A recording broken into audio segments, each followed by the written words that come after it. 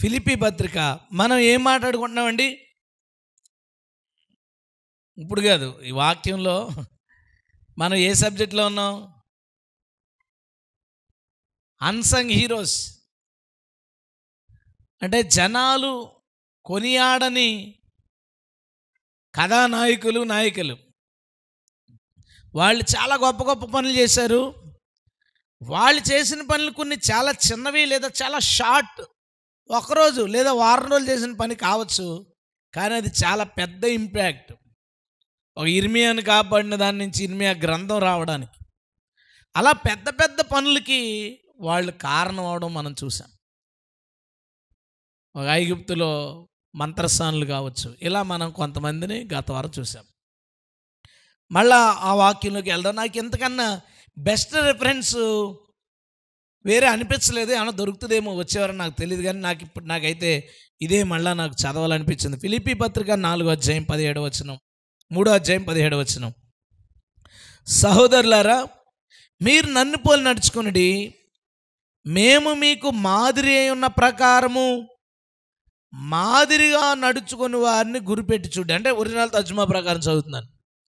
మేము మీకు మాదిరి అయి ఉన్న ప్రకారము మాలాగా నడుచుకునే వాళ్ళు లేదా మాదిరిగా నడుచుకునే వారిని గురిపెట్టి చూడుడి. హల్లెలూయా. అలాంటి వాళ్ళు ఇంకా ఉన్నారట. వాళ్ళని మనం గురిపెట్టి చూడాలి, వాళ్ళని మనం పరిశీలన చేయాలి, వాళ్ళని మనం పరీక్ష చేయాలి, వాళ్ళని మనం పరిశీలన చేస్తూ వారిలో ఉన్న మంచి క్వాలిటీస్ని మనం ఫాలో చేయాలట. అది ఈ వాక్యం సెలవిస్తుంది. మాలాగా మాదిరి చూపేవాళ్ళు అంటే ఇప్పుడు పౌలు, పేతురు వీళ్ళందరూ అన్సంగ్ హీరోస్ కాదు, అత్తమాని పాడబడుతున్న, కీర్తించబడుతున్న హీరోస్ వాళ్ళు. సో చాలామంది గుర్తించని కొంతమంది ముఖ్యమైన క్యారెక్టర్స్ ఉన్నాయి. వాళ్ళ ద్వారా దేవుడు మనతో ఈరోజు కూడా మాట్లాడబోతున్నాడు. హల్లెలూయా. నాకు తెలిసి వచ్చే వారం కూడా ఈ సిరీస్ ఉండొచ్చు. ఈ వారం కూడా దేవుడు మనతో మాట్లాడునుగాక. అందరూ తల ఉంచుతారు, చిన్న ప్రార్థన చేసుకుని దేవునికి స్తోత్రం. హల్లెలూయా. వాళ్ళు చెప్తామండి హల్లెలూయా. మనం పెద్దగా గుర్తించని కొంతమంది కోసం ఈరోజు మాట్లాడుకుందామండి. నిర్గమాకాండము 18వ అధ్యాయం తీయండి, అలా ఉంచండి. దాని ముందు జరిగిన కొన్ని విషయాలు నేను మీకు చెప్పాలి. ఇశ్రాయేలు 400 సంవత్సరాలు బానిసలుగా ఉన్నారు. అయితే బానిసలుగా ఉన్నప్పుడు వాళ్ళ పరిస్థితి ఏంటంటే పొద్దుటే లెగడం, సాయంత్రం వరకు పనిచేయడం, వచ్చి తినేసి పడుకుని మళ్ళీ పొద్దున్నే లేచిపోవడం. ఇంట్లో ఆడవాళ్ళ పరిస్థితి ఏంటి? ఆ పిల్లల్ని సాకాలి, వాళ్ళకి చదివించడానికి లేదు, ఏమీ లేదు, బానిసలు కదా. మళ్ళీ ఆ భర్త తెచ్చిన ఏం తెస్తారా బాబుని తెచ్చితే ఏదో ఒకటి కొనుక్కొని వండుకోవాలి. ఇది వాళ్ళ పరిస్థితి. అలా కాలం గడిచిపోయిన తర్వాత దేవుడు అనేక అద్భుతాల ద్వారా ఇశ్రాయేలీయుల్ని ఐగుప్తు నుంచి బయటికి తీసుకొచ్చాడు. దేవుని స్తోత్రం. బయటకు వచ్చారు, ఎర్ర సముద్రం దాటారు. ఎర్ర సముద్రం దాటినప్పుడు ఒక గొప్ప సంగతి జరిగింది. ఏంటంటే ఇశ్రాయేలీయుల శత్రువులందరూ నశించితిరి. హల్లెలూయా. చచ్చిపోయారు అందరూ. అరణ్యంలో అడుగు పెట్టారు. అరణ్యంలో జరిగిన ఇబ్బంది మనకు తెలుసు. అరణ్యంలోకి వెళ్ళారు. వెళ్ళిన తర్వాత ఇక వాళ్ళకి ఫుల్ ప్రశాంతత వచ్చింది. ప్రశాంతత వచ్చిన తర్వాత అందరూ ఎవరికాళ్ళు గుడారాలు వేసుకున్నారు. అందరూ గుడారాల్లో ఉంటున్నారు. ఇప్పుడు ఏంటంటే అన్నం గొడవ లేదు, కూలి పనికి వెళ్ళాల్సిన పని లేదు, ఏమీ లేదు. ఈసారి ఈ పక్కోళ్ళకి ఆ పక్కోళ్ళకి గొడవలు. ఇప్పుడు ఒకే ఏరియాలో ఉన్నాం అనుకోండి, మనం ముందు నుంచి పర్లే. అక్కడ వాళ్ళని ఇక్కడ వాళ్ళని తీసుకెళ్ళి ఒక కాలనీలో పాడేశారు అనుకోండి. మా ఊళ్ళో ఈబీసీ కాలనీ అని కొత్త కోటి ఇచ్చారు అప్పట్లో. అప్పుడు ఊర్లో వాళ్ళకి వీళ్ళకి స్థలాలన్నీ తీసుకెళ్ళి అందులోకి ఇస్తే ఎన్ని గొడవలండి. ఆ కులం వాళ్ళు, ఈ కులం వాళ్ళు, తాగేవాళ్ళు, తాగనోళ్ళు, వాళ్ళు వీళ్ళు ఇలా పక్కన వాళ్ళు గొడవలు, తిట్టుకోవడాలు, కొట్టుకోవడాలు, అస్తమాను కేసులు. ఏంటి రీజను? కొత్త వాళ్ళు పక్కన రావడం వల్ల కొంచెం కమ్యూనికేషన్ ఇబ్బంది ఉంది. ఇశ్రాయేల్ పరిస్థితి ఏంటంటే ఖాళీ. ఇప్పుడు జనాలు ఖాళీ అయినప్పుడు ఇంకేముంటుంది? వాళ్ళు ఏం చేస్తున్నారు, వీళ్ళు ఏం చేస్తున్నారు, వీళ్ళు ఏమనుకుంటున్నారు, వాళ్ళు ఏమనుకుంటున్నారు, ఇలా ఉంటుంది. మన లైఫ్లో కొన్నిసార్లు మన జీవితంలో చాలా బిజీ ఉంటుంది. పొద్దుటే లేచి కంగారుగా మన డ్యూటీకి వెళ్ళిపోయి ఆడవాళ్ళు ఏదో ఇంట్లో పనులు చాకబెట్టుకుని ఏదో కుట్లు అల్లికలు వాళ్ళ పనులు వాళ్ళు చూసుకుని మళ్ళీ పిల్లల్ని చూసుకుని పిల్లల్ని స్కూల్కి పంపి వాళ్ళు రాగానే వాళ్ళ సంగతులు చూసి మన పనులు చూసి సాయంత్రం ఎప్పుడో వచ్చి రాత్రి మళ్ళీ ఇంట్లో పనులు ఆ పనులు ఈ పనులు చూసుకుని ఒకడు అనిపిస్తాట ఏంట్రా బాబు జీవితానికి విశ్రాంతి లేదు, రెస్ట్ లేదని. రెస్ట్ లేనోడుకున్న సమస్య ఒకే ఒకటే, రెస్ట్ లేకపోవడం. రెస్ట్ ఉండి ఖాళీగా ఉన్నవాడు కొంత సమస్యలు వస్తాయి. ఖాళీగా ఉన్నాడు ఇప్పుడు పెద్ద అత్త ఏం చేస్తుంది, చిన్న అత్త ఏం చేస్తుంది, కోళ్ళు ఏం చేస్తుంది, అత్త ఏం చేస్తుంది, ఆడెక్కడికి వెళ్తున్నాడు, ఈడెక్కడికి వెళ్తున్నాడు. చూడండి ముసలాళ్ళు కుర్చీ వేసుకుని కూర్చుని వాళ్ళ ఇంటికి ఎందుకు వెళ్ళాడు, నీకెందుకు, నీకేం పని ఉంది, నీకేం పని లేదు కాబట్టి. పనేం లేదు కదా. పని ఉన్నప్పుడు ఆడి సంగతి మనకు అవసరం ఉండదు. ఖాళీగా ఉన్నప్పుడు చూడండి కొంతమంది తల్లులు బాబోయ్ పిల్లలు తినేస్తున్నారు, వీళ్ళు స్కూల్కి పోతే బాగుంది ప్రశాంతంగా ఉంటున్నారు, స్కూల్కి వెళ్ళే వరకు ఏ సమస్యలు లేవు, ఒక్క రెస్ట్ లేకపోవడం తప్ప.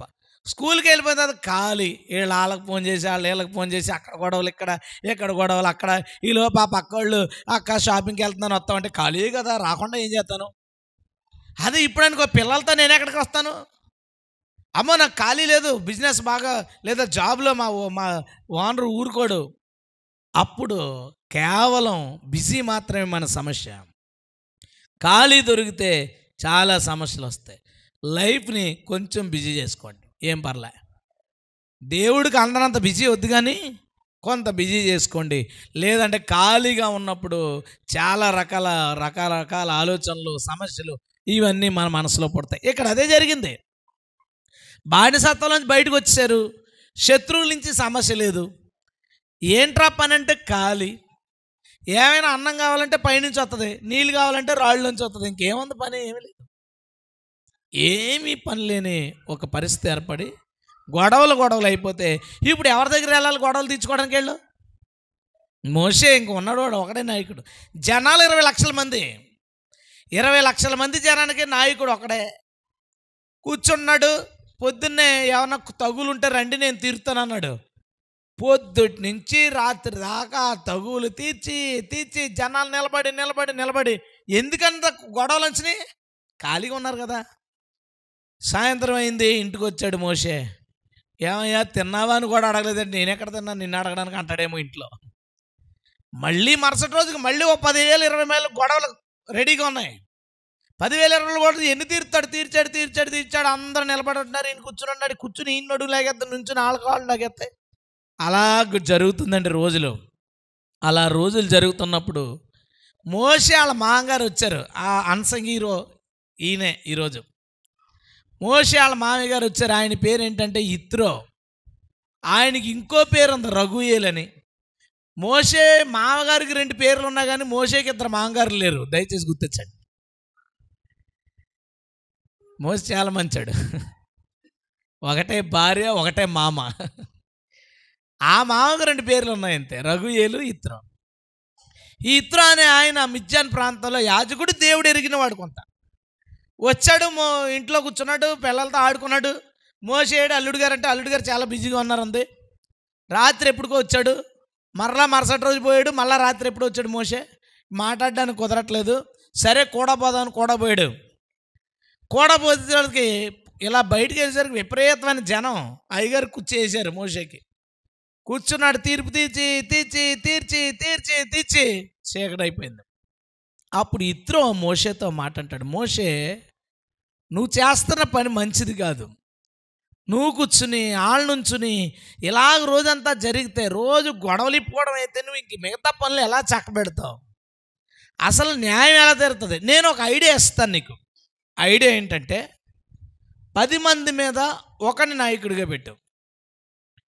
ఇలాంటి ఈ నాయకులైన 10 మంది అంటే 100 మంది మీద, 100 మంది మీద ఒకరిని అపాయింట్ చేయి.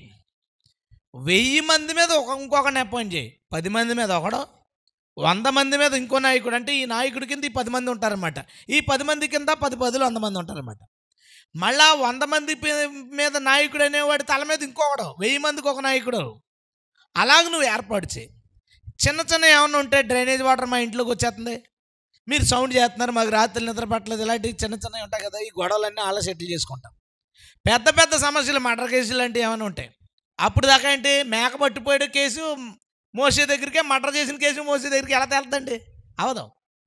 అందుకని ఇలా సెట్ చేయి అని ఓ మాట అన్నాడండి. నిర్గమాకాండం 18వ అధ్యాయం 23వ వచనం. దేవుడు ఇలాగూ చేయుటకు నీకు సెలవిచ్చిన ఎడల నీవు ఈ పని చేయొచ్చు, దాని భారమును సహించగలవు, మరియు ఈ ప్రజలందరూ తమ తమ చోట్లను సమాధానంగా వెళ్ళుదురని చెప్పాను. హల్లెలూయా. ఒక ఐడియా ఇచ్చాడు. ఐడియా ఇచ్చి, దేవుడు గనక ఈ చేయమని నీకు సెలవిస్తే అంటే ప్రార్థన చేసుకో, దేవుడు కూడా నీతో మాట్లాడాడు అనుకో ఇలా చేయమని, అప్పుడు నువ్వు ఇలా చెయ్యి అని చెప్పాడు. మోషే ప్రార్థన చేసుకున్నాడు, దేవుడు అనుమతి ఇచ్చాడు. అప్పుడు 10 మంది మీద ఒకడిని, 100 మంది మీద ఒకడిని, 1000 మంది మీద ఒకడిని అపాయింట్ చేశాడు. న్యాయాధిపతులను అపాయింట్ చేసి ఆ పై న్యాయాధిపతిగా మోషే ఉన్నాడు. ఏవి ముఖ్యమైన కేసులో, ఏవి పెద్ద పెద్ద కేసులో అవి మోషే దగ్గరికి వచ్చేవి. మిగతావన్నీ ఏ వీధిలో కేసు ఆ వీధిలోనే సెటిల్ అయ్యేది. హల్లెలూయా. ఇశ్రాయేలీయుల జాతి అంతటికే నెమ్మదొచ్చింది ఇత్రో ఇచ్చిన ఒక్క ఐడియా వల్ల. మోషే అక్కడి నుంచి దేవుడి దగ్గరికి వెళ్ళగలిగాడు, మాట్లాడగలిగాడు, నిబంధన పలకలు తేగలిగాడు, ధర్మశాస్త్రం తేగలిగాడు, మళ్ళా 40 రోజులు ఉపవాసం ఉండగలిగాడు, దేవుడితో మళ్ళీ మాట్లాడగలిగాడు, చాలా సంగతులు చక్కబెట్టగలిగాడు, నిబంధన మందసం తయారు చేయించగలిగాడు, ప్రత్యక్ష గుడారం తయారు చేయించగలిగాడు. నిజంగా ఇత్రో కనుక ఐడియా ఇవ్వకపోతే ఈ పనులన్నీ జరుగుతాయా? జరగవే. అసలు విషయం పక్కన పెట్టి, ఇంకా ఇత్రో ఇచ్చిన ఐడియా దేవుడికి నచ్చడం, మోషేకి నచ్చడం, ఇశ్రాయేలుకి నచ్చడం కాదు, ప్రపంచానికి నచ్చింది. ప్రపంచానికి నచ్చింది. ఈరోజు మన మన మన దేశ పరిపాలనా వ్యవస్థ చూస్తే ప్రధానమంత్రి ఉంటాడు దేశం అంతటికి, రాష్ట్రాలకి మళ్ళీ ముఖ్యమంత్రులు ఉంటారు, ఆ ముఖ్యమంత్రి కింద మంత్రులు ఉంటారు, వాళ్ళ కింద ఎమ్మెల్యేలు ఉంటారు, వాళ్ళ కింద చైర్మన్స్ ఉంటారు, వాళ్ళ కింద ఇంకా కలెక్టర్లు కానీ ఇలాంటి ఎంప్లాయీస్ కాకుండా పొలిటీషియన్ పరిపాలించే వాళ్ళు, వాళ్ళ కింద పంచాయతీ ప్రెసిడెంట్లు ఉంటారు, మండల ప్రెసిడెంట్ ఉంటారు, వాళ్ళ కింద మెంబర్లు ఉంటారు, మెంబర్ల కింద మనం ఉంటాం. అంటే ఈ 10 వీధులు ఒక మెంబరు, వార్డు మెంబరు, లైట్లు వెలగట్లేదు, డ్రైనేజీలు క్లీన్ చేయట్లేదు. దీన్ని మనం మోడీకి చెప్పం, ఎందుకంటే దేశం మీద అధికారి కాబట్టి. ఎవరికి చెప్పాలి? మనం మోడీకి చెప్పాలి. మోడీకి చెప్పడానికి మనం వెళ్ళామనుకోండి, కుదురుతుందా? ఎంతమంది ఎన్ని సమస్యలు ఉంటాయి. మోడీకి చెప్పకుండా ఎవరికి చెప్తాం అంటే మెంబర్కి చెప్తాం. మోడీ ఎక్కడా, మెంబర్ ఎక్కడా? ఈ వ్యవస్థ అంతటికి కారణం ఎవరనుకున్నారు? ఇత్రో ఇచ్చిన ఐడియా. సామాన్యమైన ఐడియా కాదు. ఇశ్రాయేలీల నుంచే ప్రపంచం నాగరికత నేర్చుకుంది. ఇశ్రాయేలీల నుంచే ప్రపంచం అనేక సంగతులు నేర్చుకుంది. ఈరోజు మనం బిల్డింగ్ కడితే పెట్టగోడ కట్టుకుంటాం. ఎందుకు కట్టుకుంటాం? పెట్టగోడ లేకపోతే పిల్లలు పైనుంచి పడిపోతారు, అందుకు కట్టుకుంటాం. పెట్టగోడ టెక్నాలజీ ఎవరిదో తెలుసా? ఇజ్రాయెల్స్ది. దేవుడు ధర్మశాస్త్రం చెప్పాడు, మీరు ఇల్లు కట్టినప్పుడు దానికి పెట్టగోడ నిర్మించండి అని ఉంటుంది. దేవుడు చెప్పాడు వాళ్ళకి. ఇప్పుడు ఐగుప్తులో తవ్వకాలు జరిపినప్పుడు ఐగుప్తీల బిల్డింగ్లు దొరికినాయి, ఇశ్రాయేల్ బిల్డింగ్లు దొరికినాయి. ఐగుప్తుల బిల్డింగ్ ప్లాన్ ఏంటనుకున్నారు? 3 గదులు. 3 గదులు, ఒకటి ఇల్లు ఎదరకుంటే, ఒకటి ఇల్లు వెనక్కుంటే, ఒకటి ఇల్లు ఆ మూల కడితే, ఒకటి ఇల్లు ఈ మూల కడితే, అలా ఉంటుంది. ఇశ్రాయేల్ ప్రాంతం తవ్వకాలు జరిపినప్పుడు ఎలా ఉందో తెలుసా? క్లియర్ స్ట్రైట్ వీధిలో, దానికి మళ్ళీ సబ్ స్ట్రీట్స్, హౌస్ ప్లాన్ అంటే 4 గదులు. ఇప్పుడు కూడా అందరూ పాటించేది అదే. ఎవరు ఇల్లు కట్టుకున్నా 4 గదులే. హాలు, కిచెను, 2 బెడ్రూమ్లు. హాలు, కిచెన్, 2 బెడ్రూమ్లు, 4 గదులు. ఈ 4 గదులు టెక్నాలజీ ఎవరిదో తెలుసా? వాళ్ళ బానిసలుగా ఉన్నప్పుడే, ఇశ్రాయేలీయులు బానిసలుగా ఉన్నప్పుడే ఇప్పుడు మనం ఇళ్ళకు వాడుతున్న విధానాలని వాళ్ళు పాటించారు. అంతటి తెలివితేటలో దేవుడు ఆ జాతి ప్రజలకు ఇచ్చాడు. హల్లెలూయా. అందులో పుట్టిన ఈ ఐడియా, ఇత్రో ద్వారా వచ్చిన ఈ ఐడియా ఈరోజు ప్రపంచం అంతా పాటిస్తుంది. చిన్న చిన్న లెవెల్, వీధి లెవెల్ నుంచి అధికారులు పెట్టుకుని అధికారులు అలాగ వాళ్ళని నిర్మించడం జరిగింది. కొంతకాలం తర్వాత దేవుడు ఏం మాట్లాడాడు తెలుసా? ఇప్పుడు నువ్వు అక్కడవే జడ్జి కదా. ఇప్పుడు జడ్జి ఎవరు? ఇప్పుడు మోషే. మిగతా వాళ్ళందరూ న్యాయాధిపతులు. వాళ్ళందరూ చిన్న చిన్న తగులు తీరుస్తున్నారు, పెద్దవి మోషే దగ్గరికి వస్తున్నాయి. కాలం గడిచే దొరికితే పెద్ద కేసులు ఎక్కువ మోషే దగ్గరికి వచ్చేస్తే ఏంటి పరిస్థితి? అందుకని దేవుడు ఏం మాట్లాడంటే, మోషే 70 మంది సరైన వ్యక్తులను ఏర్పాటు చేయి, నేను వాళ్ళ మీద నా ఆత్మను ఉంచుతాను. ఈసారి 70 మంది జడ్జిలు ఉంటారు, అంత పెద్ద కోర్టు మనకు ఉంటుంది. హల్లెలూయా. దాన్నే సన్హెద్రిన్ సభ అంటారు. యేసుక్రీస్తు మాట్లాడుతూ మహాసభకు మిమ్మల్ని అప్పగించినప్పుడు అనే మాటలు అంటాడు కదా, అంటే అది ఈ పెద్ద కోర్టు. ఒక జడ్జి ఉండేవాడు, అలా ఇప్పుడు ఎన్ని కోట్లైనా ఇప్పుడు 70 మంది జడ్జిలు. కేసులు ఈ జడ్జికి కొన్ని, ఈ జడ్జికి కొన్ని, ఈ జడ్జికి కొన్ని అప్పగించేస్తారనమాట. ఎవరికాళ్ళు ఆ కేసుని డీల్ చేయడం వల్ల ఆ కేసులు త్వరగా సెటిల్ అవుతాయి. మనకు సుప్రీంకోర్టు ఉండేది ఒక కోర్టు, ఆ తర్వాత రాష్ట్రానికి ఒక కోర్టు, అది దాన్ని హైకోర్టు అంటాం. ఈ హైకోర్టులో కేసులు ఎక్కువైపోతున్నందుకు జిల్లా కోర్టులు వచ్చినాయి, మండలాల్లో కోర్టులు వచ్చినాయి. మన తూర్పుగోదావరిలో బోల్డ్ కోర్టులు, రాజమండ్రిలో కోర్టు ఉంటుంది, కాకినాడలో కోర్టు ఉంటుంది, పిఠాపురంలో కోర్టు ఉంటుంది. ఎందుకు ఇన్ని కోర్టులు వచ్చినాయి అంటే ఎక్కువ కోర్ట్స్ ఉండాలి, ఎక్కువ జడ్జెస్ ఉండాలని దేవుడు వాళ్ళకి చెప్పాడు. దేవుని స్తోత్రం. ఇత్రో ఇచ్చిన ఒక ఐడియా ప్రపంచం మీద ఎంతటి ప్రభావాన్ని చూపింది, ఎంతటి ప్రభావాన్ని చూపింది. తన బట్టి నేను మీకు చెప్పాలనుకున్న, దేవుడు మనతో మాట్లాడాలనుకున్నది ఏంటంటే, మనుషులు కొన్ని రకాల సమస్యలతో ఇబ్బంది పడతారు. ఆ సమస్యలకి సంబంధించిన ఒక మంచి ఐడియా నీ దగ్గర ఉండుండొచ్చు. మనకెందుకురా, చెప్పామనుకో రేపు ఏదైనా తేడా కొట్టిందంటే మన మీద పడతారు, మనకెందుకురా అని అయిపోతాం. ఇతను ఎంత మంచి మంచి ప్లాన్ ఒకటి మనకి ఇచ్చాడు, చెప్పేశాడు ఐడియా అంతా చెప్పేసి, నువ్వు ప్రార్థన చేసుకో, దేవుడు నీతో మాట్లాడితే అది చెయ్యి. ఇప్పుడు ఇదే పద్ధతి మనందరికీ. మన తోటి వారు ఏదైనా ఇబ్బందులు పడుతుంటే, ఏదైనా సమస్యల్లో ఉంటే, దానికి సంబంధించిన ఏదైనా మంచి ఐడియా మీకుంటే దానిని వారికి చెప్పి ఇలా చెప్పండి, ఈ బిజినెస్ అయితే బాగుంటుందేమో, లేదా ఇలా చేస్తే బాగుంటుందేమో అని చెప్పి ప్రార్థన చేసుకో. దేవుడు నిన్ను నడిపిస్తే నీవది చెయ్యి. హల్లెలూయా. చాలాసార్లు నోటి దాకా వస్తుంది మనకి, చెప్దాం ఒక మాట, అలా కంటే ఇలా కట్టుకుంటే బాగుంటుంది, అలా కంటే ఇలా చేస్తే బాగుంటుంది, ఇలాగైతే బెటర్గా ఉంటుంది అని మనం చాలాసార్లు అనుకుంటాం ఇతరుల విషయంలో. కానీ నోరు తెరిచి చెప్పడానికి చాలా ఆలోచిస్తాం. ఇత్రో ఇచ్చిన సలహా ఇశ్రాయేల్ జాతికి తర్వాత కాలంలో మానవ జాతి అంతటికి సమాధానము, చాలా సమస్యలు త్వరగా పరిష్కరించబడడానికి కారణమయ్యాయి. మనం ఇచ్చే ఐడియాస్ కొన్ని కుటుంబాలను నిలబెట్టిన, ఒక వ్యక్తి యొక్క ఇబ్బంది నుంచి విడుదల చేసిన, అది మనకు సంతోషమే. కాబట్టి దేవుడు మనతో మాట్లాడుతున్న విషయం ఏంటంటే, ఎవరైనా ఏదైనా ప్రాబ్లమ్స్లో ఉంటే దాని యొక్క ఏదైనా మీరు ఐడియా ఇస్తే బాగుంటుంది అనుకుంటే ఇవ్వండి. ఇప్పుడు ఒకసారి ఒక బ్రదర్ నాకు ఫోన్ చేశాడు. ఫోన్ చేసి, అన్న ప్రేయర్ చేసుకోలేకపోతున్నాను, ప్రేయర్ నడిపింపు నాకు రావట్లేదు, ఇబ్బంది పడుతున్నాను, ఒక 5 నిమిషాలు చేస్తున్నాను, 10 నిమిషాలు, అంతకంటే ఎక్కువ నేను ప్రేయర్ చేయలేకపోతున్నాను, నాకు ఏదన్నా ఒక ఐడియా ఇవ్వు అన్నాడు. నాకు ఆ టైంకి అనిపించింది, ఓ పని చేయి, 5 నిమిషాలు చేయగలుగుతున్నావు కదా, 5 నిమిషాలు చేయను. 5 నిమిషాలు చేయను, 5 నిమిషాలు చేయి, ఎక్కువసార్లు చేయి. పొద్దున్న లేసి ఒక 5 నిమిషాలు చేయి, మరలా ఒక గంట తర్వాత చిన్న టైం దొరుకుతుంది, ఒక 5 నిమిషాలు చేయి, మరలా మధ్యాహ్నం ఒక 5 నిమిషాలు చేయి. అలాగో 10 సార్లు 5 నిమిషాలు చేసాయి. నువ్వు చేయగలుగుతున్నప్పుడు 5ని 6 నిమిషాలు చేసుకో, 6 నిమిషాలు 10 నిమిషాలు చేసుకో. నీకు నడిపింపు వస్తేనే చేయి, నడిపింపు లేకపోతే చేయకు. చిన్న ప్రార్థనలో ఎక్కువ సార్లు చేయని ఒక సలహా ఇచ్చాను. తాను అలా చేయడం మొదలుపెట్టి కొన్ని రోజులకు, ఒక 20-25 రోజులకి నాకు చెప్పిన విషయం, అన్న ఇప్పుడు నేను అరగంట సేపు ప్రార్థన చేయగలుగుతున్నాను. దేవుని స్తోత్రం. కంటిన్యూగా. ఇప్పుడు మనం సింపుల్గా ఏముందన్న ప్రార్థన చేయలేకపోతున్నానంటే, ప్రార్థన చేసుకోవడమే సమస్య పరిష్కారం అంటే అలాగా, అది చేయలేక కదా అది బాధ. ఒకరు బైబిల్ సరిగ్గా చదువుకోలేకపోతున్నాను, ఇన్ని అధ్యాయాలు చదువుతున్నాను రోజుకి, కానీ నాకేమీ ఎక్కట్లేదు అన్నాడు. నేను అన్నాను, అన్ని అధ్యాయాలు చదవాలని పెట్టుకోకు, ఎంతసేపు చదవాలని పెట్టుకో, రోజుకో పావు గంట, రోజుకో అరగంట టైం పెట్టుకో. ఎంత చదివితే అంతే, ఎంత అర్థమైతే అంతే చదువుకో, ఇంకా అంతకు మించి చదవద్దు, నీకు పని అవుద్దని. తనకు వర్కౌట్ అయింది.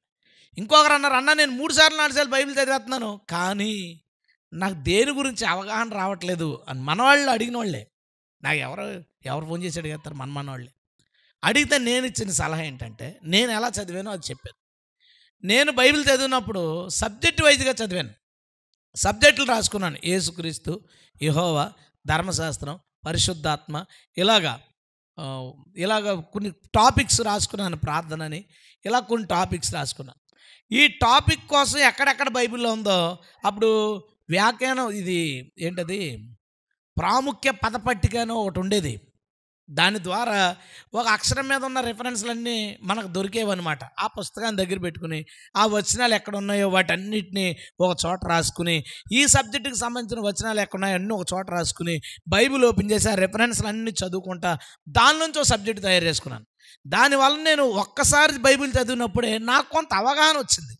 ఓ, దేవుడు ఈ విషయంలో మనకి చెప్తున్నాడు, ఈ విషయంలో దేవుడు మనకి చెప్తున్నాడు.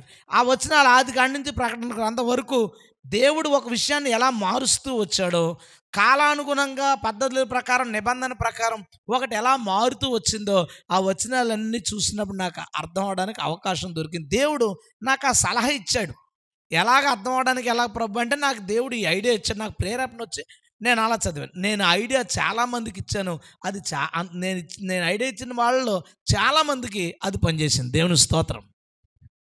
అలా చదవడం వల్ల మనకు అవగాహన ఉంటుంది. ఈవెన్ ఖురాన్ చదివినప్పుడు కూడా నేను సబ్జెక్ట్ వైజే చదివాను. పుస్తకంలో టాపిక్లు అన్నీ రాసుకున్నాను, చదువుకుంటూ దేని వచనాలు దానికి పెట్టుకున్నాను. ఓ, ఇది ఇక్కడ ఎలా చెప్తుంది, ఇక్కడ ఎలా చెప్తుంది, అలాగ నాకు దాని మీద నాకు ఒక గ్రిప్ రావడానికి అవకాశం వచ్చింది. ఈ ఐడియా మనం ఇవ్వకపోతే నాకు ఇది అర్థమై నాకు ఎలా చదువుకున్నా నేను ఎందుకు చెప్పాలి వాళ్ళకి అని అనుకుంటే ఎదుటి వాళ్ళకి అది ఉపయోగకరంగా ఉండదు. నేను ఇంకో మాట కూడా చెప్పాలి. మన జీవితంలో ఎదురే చాలా సమస్యలకి ఒక ఐడియా పరిష్కారం కావచ్చు. అలాగే మన జీవితంలో చాలా ప్రశ్నలు ఉంటాయి. బైబిల్ చదువుతున్నప్పుడు కావచ్చు, మన లైఫ్లో కొన్ని ప్రశ్నలు ఉంటాయి. ఆ ప్రశ్న కంటే పెద్ద సమస్య ఏముండదో తెలుసా? సమాధానము దొరకని ప్రశ్న ఒకరిలో ఉన్నప్పుడు దాని ఆన్సర్ కోసం మనం సెర్చ్ చేస్తుంటామే, అది కూడా ఒక మనిషికి బాధే. నేను బైబిల్ చదువుతున్నప్పుడు చాలా డౌట్లు వచ్చేవి. అన్ని క్వశ్చన్ మార్కులు రాసుకుని ఎవరైనా దొరికితే అడగాలని, ఎవరైనా దొరికితే రెండో మూడో అడిగిన తర్వాత బాగానే ఉండేది.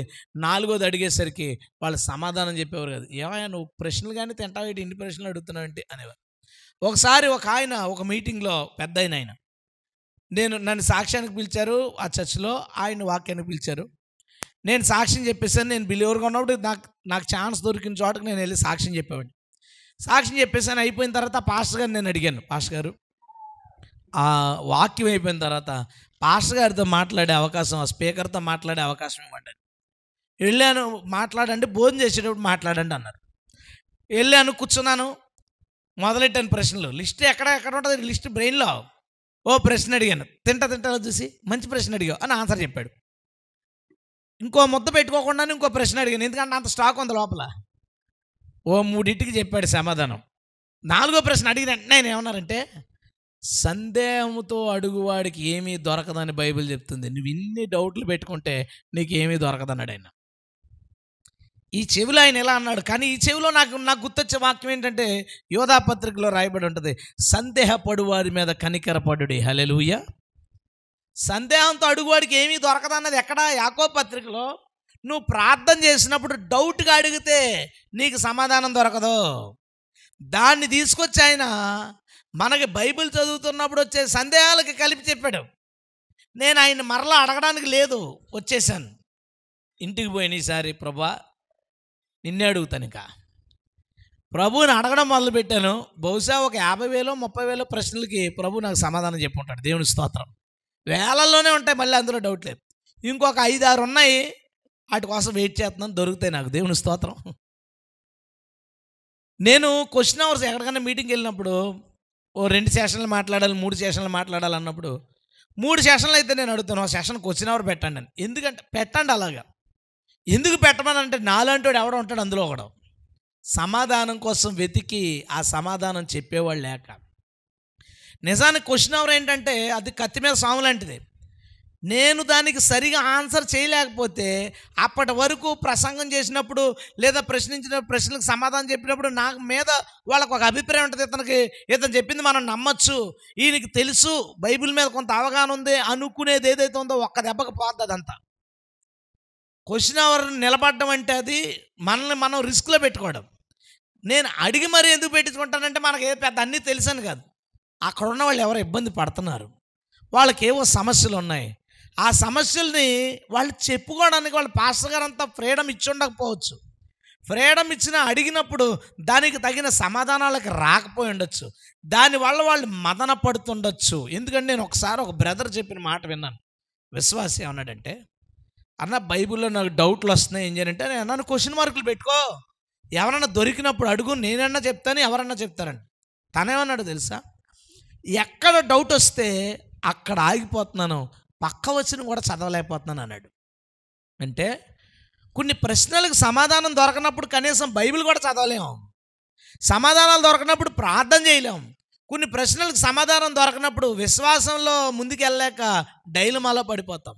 అంటే సమాధానం దొరకడం అనే దాని వెనకాల చాలా సమస్యలకి పరిష్కారం ఉంది. దేవుని స్తోత్రం. అందుకని ఎప్పుడైనా ఏ పరిస్థితుల్లో ఉన్నా ఎవరైనా టైం ఉందా, 10 నిమిషాలు మాట్లాడాలి, 5 నిమిషాలు మాట్లాడాలన్నాను అనుకో, చాలా బిజీగా ఉన్నానంటాను. ఒక్క చిన్న డౌట్ అని అనుకో, సరే చెప్పు. నేను ఎంత ఇంకా తప్పని పరిస్థితులు అన్నా, సరే చెప్పు, ఏంటి ముందు అడిగే తర్వాత చూద్దాం. ఎందుకు? దాని బాధ నాకు తెలుసు.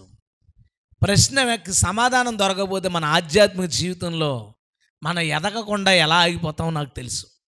మీ అందరికీ నేను ఇదంతా ఎందుకు చెప్తున్నానంటే, నీకు తెలిసిన వాళ్ళు, కొత్తగా చర్చకొచ్చిన వాళ్ళు, లేదా ఏదో కొత్తగా భక్తి చేస్తున్న వాళ్ళు, లేదా ఏదో పునాది మీద కట్టబడిపోయారు, ఏమి తల తోక తెలియని పునాది మీద, తర్వాత నీకు పరిచయం అయ్యారు, అలాంటి వాళ్ళు ఎన్నో డౌట్స్ ఉంటాయి. వారికి వచ్చిన ప్రతి డౌట్ తీర్చగలిగితే నువ్వు తీర్చు, లేదా తీర్చగలిగే వాళ్ళు కనెక్ట్ చేసేయి, పలానా వాళ్ళకి ఫోన్ చేయి, వాళ్ళు నీకు క్లియర్ చేయడానికి అవకాశం ఉంటుంది. అలా చేయడం వలన ఇత్రో చేసిన పని వలన ఎలాంటి సమాధానం దొరికిందో అలాంటి పని చేయడం వలన మనం కూడా కొంతమందికి సమాధానాన్ని కలిగించిన వాళ్ళం అవుతాం. హల్లెలూయా. వాళ్ళ మనసులో ఎన్నో ఉంటాయి. ఒకసారి ఒక చోటకి వెళ్ళినప్పుడు యూత్ మీటింగ్లోనే అందరూ మా చర్చలు, మా వాళ్ళకి ఏం డౌట్లు ఉండమన్నాడు ఆయన. లేదండి పెట్టండి, ఏం డౌట్లు ఉండవండి అని. పోనీ 10 నిమిషాలు పెట్టండి అన్నాను. ఆయన అన్నారు, ఇప్పుడు 10 నిమిషాలు క్వశ్చన్ అవర్ ఉంటుంది, తర్వాత ఆయన మళ్ళీ సెకండ్ సెషన్ వాకింగ్ చెప్తున్నారు. అడిగితే ఎవడ అడగట్లేదు ప్రశ్న, ఎవరికే ప్రశ్న లేవో, ఎవరికి ప్రశ్నలు అంటే ఒక్కరు చేయిస్తాడు. ఆడు ప్రశ్న అడిగాడు, ఆ తర్వాత ఇంకొకరు రెండో సెషన్లో మెసేజ్ లేదు, 1.5 గంట పాటు క్వశ్చన్ అవరే. అంటే వాళ్ళ జీవితాల్లో అన్ని ప్రశ్నలు పేరుకుపోయినాయి. ఆ ప్రశ్నలకు సమాధానం నువ్వు చెప్పగలిగితే వాళ్ళకి హృదయంలో నెమ్మది కలుగుతుంది. ఇత్రో ఒక ఐడియా తన పరిష్కరించింది.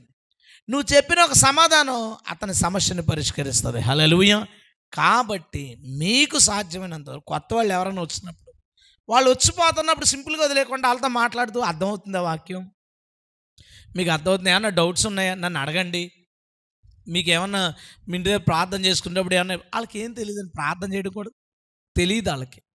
ప్రార్థన ఎలా చేయాలని ఎవరినన్నా అడిగితే అది చిన్నపోతామేమో అని అడగకపోవచ్చు.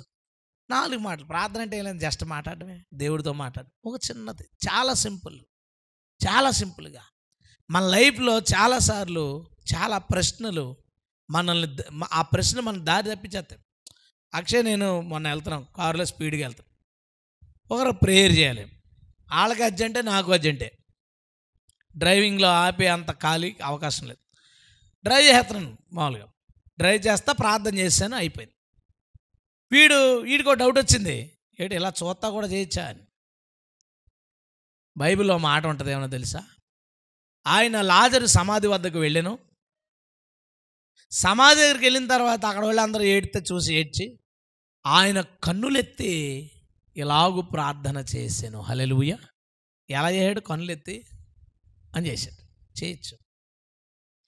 కళ్ళు ఎందుకు మూసుకుంటామంటే కాన్సన్ట్రేషన్కి. చాలాసార్లు బైక్ మీద డ్రైవ్ చేస్తా ప్రార్థన చేసుకుంటూ వెళ్తాం, అప్పుడు కూడా కళ్ళు మూసుకుంటే జనాలందరూ అదే మాట, కన్ను మూసారు అంతే, కన్ను మూసుకున్నాడు అదే చెప్తా. మనం అందరం చాలాసార్లు కళ్ళు తెరిచి ప్రార్థన చేస్తాం, కానీ మనం కనుక ఎవరినన్నా చూస్తే ఎందుకు ఇలా చేశాడు, మన లోపలది ఇబ్బంది పెడుతుంది. ఎవరైనా నేను చెప్పులేసుకుని ప్రార్థన చేయను, వాక్యం చెప్పను. ఒకవేళ చెప్పులేసుకుని కనుక నేను ప్రార్థన చేస్తుంటే, పాస్టర్ గారు ఎప్పుడు చెప్పులు తీసి ప్రార్థన చేసేవారు, ఈయన కూడా పెద్దోడు అయిపోయాడు మాట, ఈయన కూడా చెప్పులు తీయట్లేదు, చూడండిరా ఎలా తయారైపోయారో అనిపించద్దు మనకి. అలా అనిపించద్దు. నువ్వు చెప్పులు వేసుకుని ప్రార్థన చేయలేదు, ఎప్పుడు నడుచుకుంటా పోతుంటావు, టక్కుమని కుక్కొచ్చి మిస్ అయింది, ప్రభా నీకు స్తోత్రాలు తండ్రి కాపాడు అని చెప్తావు, లేదా చెప్పులు తీసేసి ప్రభా అని చెప్తా. చెప్పు, చెప్పులతో మీరు ఎప్పుడు వాక్యం చెప్పలేదా? బస్సులో పక్కన ఎవడో కూర్చున్నాడు, లేదా బండి డ్రైవ్ చేస్తున్నా వెనకాల వాడిని కూర్చోబెట్టావు, ఆడు లిఫ్ట్ అడిగాడు, ఆడికి వాక్యం చెప్పు, చెప్పులు తీసి చేతులు పెట్టారు, కాసేపు చేతులు పట్టుకోరు. చెప్పులతో వాక్యం చెప్పాం మనం, చెప్పులతో ప్రార్థన చేసాం మనం. చర్చిలో ఎందుకు చెప్పులు వేసుకోమంటే, చర్చ్ శుభ్రంగా ఉంది, ఎందుకు చెప్పులు వేసుకోవాలి? అక్కడ ఇంట్లో ఎందుకు వేసుకోం? ప్రాబ్లం ఏం లేదు అక్కడ, ఇక్కడ ప్రాబ్లం ఏం లేదు. నేనైతే బయటన్నా ప్రార్థన చేసేటప్పుడు ఖచ్చితంగా తీసే ప్రార్థన చేస్తాను. ఎందుకంటే అది నా సొంత విషయం. నేను నిజానికి దేవుడు కాని చోటకు వెళ్ళేటప్పుడు చెప్పులు తీయడం అనేది దాన్ని రెస్పెక్ట్గా భావించి చెప్పులు తీసి చుట్టూ ప్రదక్షిణాలు చేశాను. అరే, దేవుడు కాని దానికే నేను ఆ గౌరవం ఇస్తే నిజదేవుడికి నేను ఆ గౌరవం ఎందుకు ఇవ్వకూడదని దాన్ని నేను గౌరవంగా భావించి తీసి పక్కన పెడతాను. అది నా సొంత ఇష్టం, నా ఇష్టం అది. అలాగే ఇలాంటి ప్రయాణాల్లో ప్రయత్నాల్లో అక్కడెక్కడ తీయడానికి అవకాశం లేని చోట నేను ప్రార్థన చేస్తాను. ఇలాంటివి ఎంత డౌట్ వచ్చేస్తాయి మనసులో. ఒక ఆయన మంచి ప్రసంగం చేస్తున్నాడు అనుకుందాం, షూ వేసుకుని ఇలా తిరుగుతుంటే నీ మనసులో బూట్లు కూడా తీయలేదు, ఇతను వాక్యం చెప్పారు. నీ మనసులో ఉన్న డౌట్ అతను చెప్పే ప్రసంగాన్ని నీలోకి రానివ్వకుండా ఆపేసింది. చూసారా? ఒక ఆయన మాట్లాడుకుంటున్నాం మేము, పాస్టర్ గారు ఉన్నారు, నేనున్నాను, విశ్వాస్ సడన్గా పాస్టర్ గారు ఇంకెళ్తానండి ప్రార్థన చేయండి అనగానే రోడ్డు మీద తప్పమని చెప్పులు ఇలా ఇప్పేసి చెప్పుల మీద మోకాళ్ళు వేసి ప్రార్థన చేస్తాను. నేనేమో నిలబడి ప్రార్థన చేస్తాను, నేను చూడలేదు. ఆయన చేసి ఆమె నోడు కళ్ళు తెరపతికి ఇతర మోకాళ్ళ మీద ఉన్నాడు, ఇతను చూసి అతను మోకాళ్ళ మీద ఉన్నాడు. దూరంగా చూసిన వాళ్ళకి నేను ఎలా కనపడతాను అనిపించింది. వీళ్ళిద్దరూ మోకరించి ప్రార్థన చేస్తుంటే వీడు చూడు ఎంత పోగరో నిలబడి చేస్తాడు అనుకుంటారేమో. అంటే మనం అలాగే చేయాలా?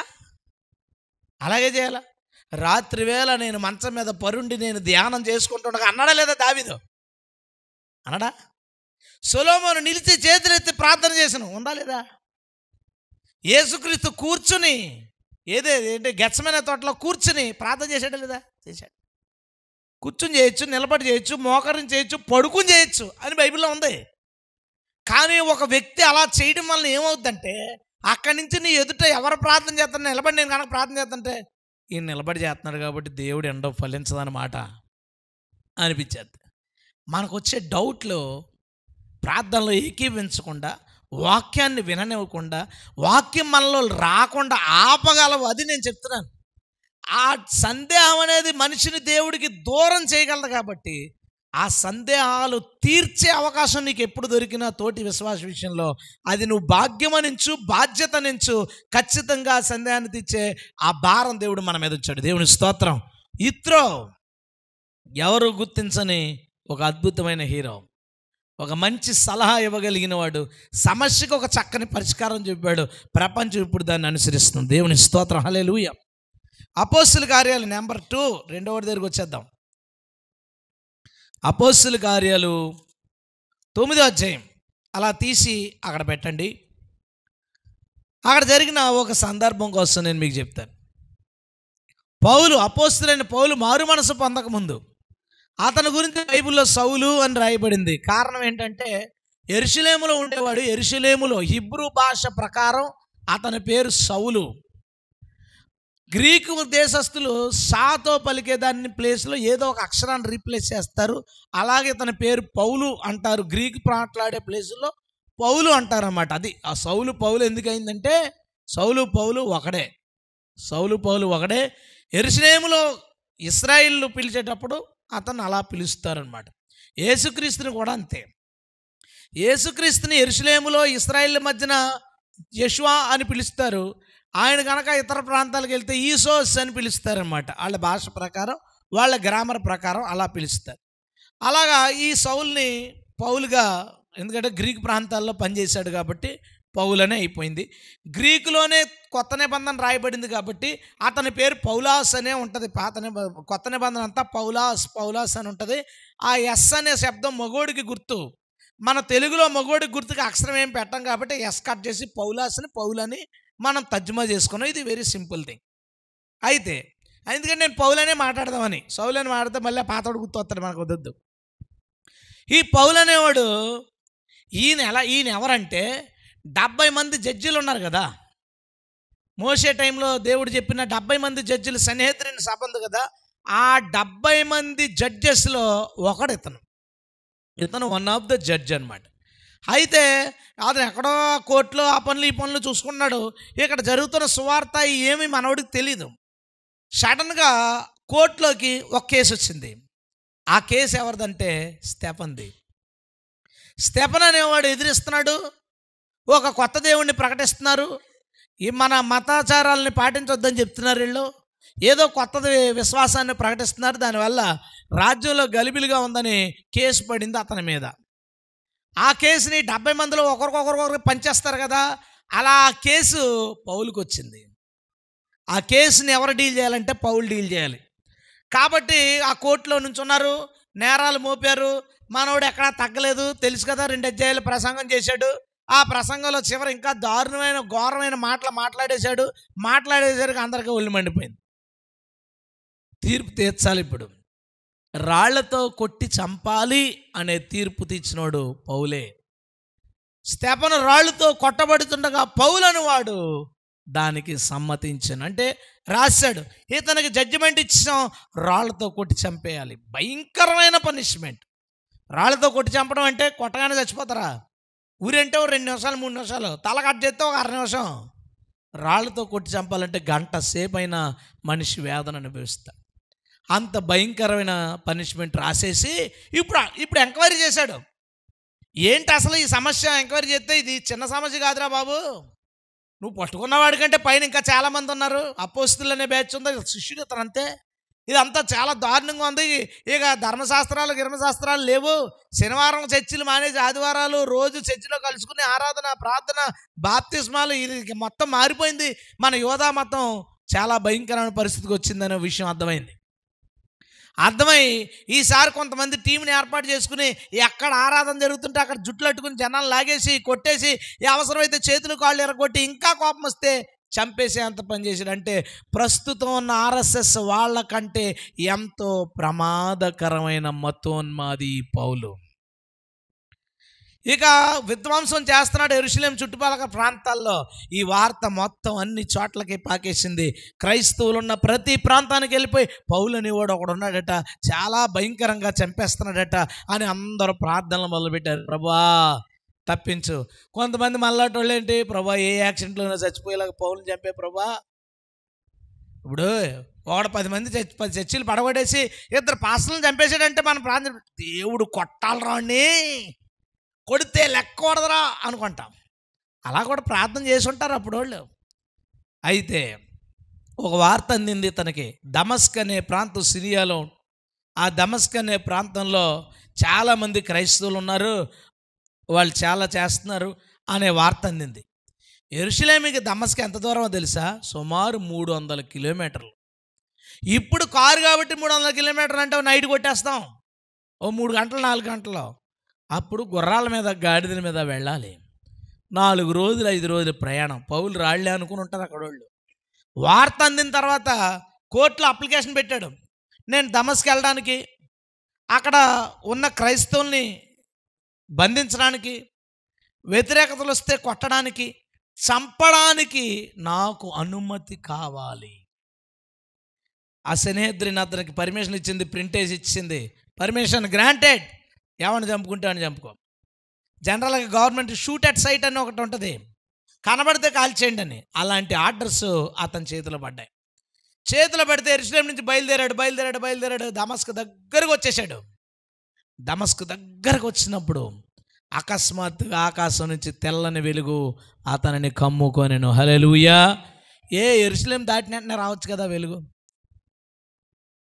దమస్క్ దగ్గరకు వచ్చే దేవుడు ఏ టైపో చెప్తున్నాను. ఆఖరి మినిట్లో చేస్తే మరి అది ఎలా ఉంటుంది థ్రిల్లు. సమస్య ఇంకా డాక్టర్ గారు దగ్గరికి వెళ్ళినప్పుడు ఫస్ట్ స్టేజ్లో తెలుసుకున్నారమ్మా, 4 ట్యాబ్లెట్లు వేసుకొని తగ్గిపోయిందంటే దేవుడు ఇలా కృప చూపించాడంటే ఫస్ట్ స్టేజ్లోనే తెలిసిందండి ఆ జబ్బు. బాగుంది.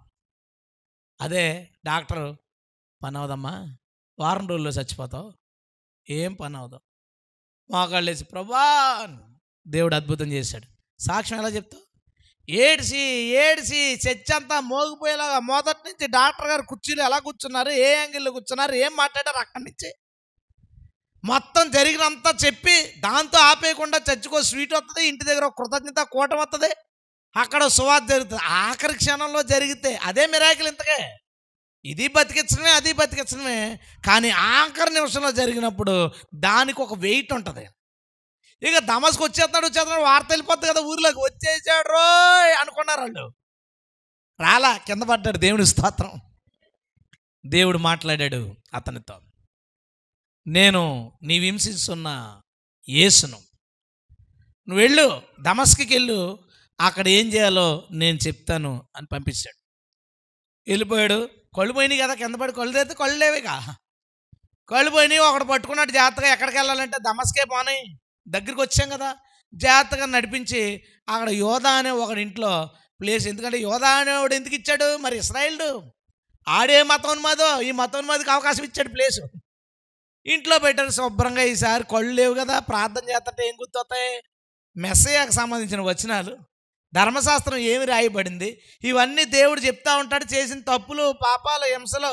3 రోజులు అన్నం లేదు, ఏమీ పానం లేదు, ఏడుస్తూ ఉపవాసంతో ప్రార్థనలో ఉన్నాడండి. ఈ టైంలో దేవుడు ఒక దర్శనం చూపించాడట. ఎవరికి? పౌలుకి. ఆ దర్శనం ఏంటంటే, అననీయా అని ఒకడు వచ్చి ఇతడు కళ్ళు తెరవబడినట్లు, పరిశుద్ధాత్మ పొందినట్లు, ప్రార్థన చేస్తున్నట్లు దర్శనం వచ్చిందంట. ఏటి, ఎప్పుడు దర్శనాలు తెలియదు మనకే? దర్శనం తెలుసా పౌలుకి? తెలీదు. ఆ పేరేమో అననీయట. అతనేమో వచ్చి నా కోసం ప్రార్థన చేస్తే కళ్ళు తెరవబడతాయా, ఎప్పుడు లేని దర్శనం ఎలా వచ్చిందేంటి అని అనుకున్నాడు. Very good. తనకు దర్శనం ఇచ్చిన తర్వాత దేవుడు ఈసారి అననీయ అనే ఒకటి దగ్గరికి వెళ్ళాడు. దేవుని స్తోత్రం. మన అన్సంగ్ హీరోల్లో సెకండ్ హీరో ఈరోజు. 10వ వచనం. దమస్కులో అననీయ అని ఒక శిష్యుడు ఉండెను. ప్రభువు దర్శనమందు అననీయ అని అతన్ని పిలిచాడట.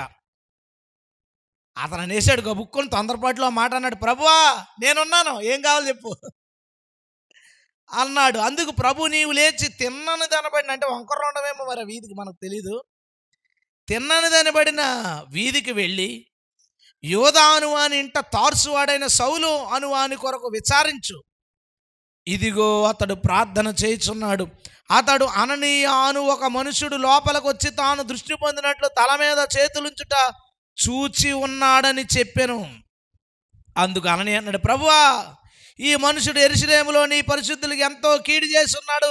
అతను గూర్చి అనేకుల వల్ల విన్నాను ప్రభువా. ఇక్కడ నీ నామను బట్టి ప్రార్థన చేయి వారందరినీ బంధించుటకు అతడు ప్రధాన యాజకుని వల్ల అధికారం పొంది ఉన్నాడని సమాధానం చెప్పాడు. వచ్చింది, భయం వచ్చింది అననీయకి. ప్రభువా ఎక్కడికి వెళ్ళమంటున్నావు తెలుసా నీకు? ఆడు ఎవడనుకుంటున్నావు? పర్మిషన్ తీసుకుని అక్కడ మాట అన్నాడు, నీ నామముని బట్టి ప్రార్థన చేయవారు. అంటే ఆదిమ సంఘం ఎవరి నామంలో చేస్తున్నారు ప్రార్థన? యేసుకి, యేసు అనే పేరుకి చేస్తున్నారు ప్రార్థనలు. నీ నామమును బట్టి ప్రార్థన చేయవారు అందరినీ హింస చేయడానికి, చంపడానికి పర్మిషన్ తీసుకున్నాడు. ఆ విషయం దేవుడికి తెలీదా? చెప్పండి. అననీయ చెప్పాడంటే అర్థం ఏంటి? భయం వేసింది, మామూలు టెన్షన్ రాలేదు. ఇప్పుడు గనక అననీయ వెళ్ళకపోతే దేవుడు ఏదో అప్పారావుని అక్కడ పంపించాడు. వచ్చాడు. ఎవరండి మీరు అని అడిగాడు పౌలు. నా పేరు అప్పారావు అండి, దేవుడు పంపించాడంటే, నేను దేవుడు పంపలేదు, నాకు వచ్చిన కళ అది కాదు అంటాడు. లేదండి బాబు నేనే అప్పారావు, నన్నే పంపించాడు అన్నారు అనుకోండి. పౌలు తన జీవితంలో వచ్చిన దర్శనాలని తర్వాత నమ్మగలడా? నమ్మలేడు. పౌలు పరిచర్య చేస్తుండగా ఒక రాత్రి దర్శనం వచ్చిందంట. మాసిడోనియా నుంచి ఎవరో వచ్చి మాకు సహాయం చేయండి అని అడుగుతున్నారట. ఉదయం లేచి మాసిడోనియా పోదాం అన్నాడు. ఎందుకు మాసిడోనియా అంటే, మాసిడోనియా వెళ్ళమని దేవుడు నాకు దర్శనం ఇచ్చాడు. ఈ అననీయ వెళ్ళకపోతే ఆ మాసిడోనియా దర్శనాన్ని నమ్ముతాడా పౌలు? నమ్మడు. పౌలు అంతటి బలమైన ఉద్యమమైన పరిచర్య చేయగలడా అంటే చేయలేడు. దేవుడికి ఎంత నమ్మకం అంటే అననీయ మీద, ముందు అన్నయ్యతో చెప్పి వెళ్ళొచ్చు కదా. అన్నయ్య గురించి ముందు చెప్పేశాడు, అననీయ అనేవాడు వస్తాడు. దేవుడు అననీయని నమ్మాడు. కానీ అననీయకి భయం వేసింది. దేవుడు అన్నాడు, నేను ఆల్రెడీ మార్గ మధ్యలో అతన్ని కలుసుకున్నాను. నా నిమిత్తం ఎన్ని బాధలు, నిందలు, శ్రమలు అనుభవించాలో అవన్నీ తెలుసుకున్నట్టుగా అతన్ని నేను ఏర్పాటు చేసుకున్నాను, అతన్ని నేను మార్చేశానని చెప్పాడు. చెప్పగానే ఓకే ప్రభువా ఐ ఆమ్ రెడీ, హల్లెలూయా. తెగించాడు, వెళ్ళాడు. ఇంట్లోకి రాగానే నేను అననీయని అనగానే దర్శనంలో ఏంటంటే అననీయునుడు చేతులు ఉంచితే కళ్ళు తెరవబడతాయి. రియల్ ఏం జరిగిందో తెలుసా? ఇంకా ఎమోషన్ అయిపోయాడు. ఏంటి దర్శనం వస్తే జరిగిపోద్దా, పేరు కూడా తెలిసిపోద్దా.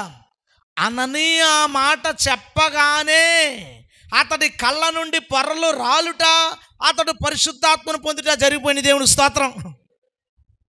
ఎందుకు?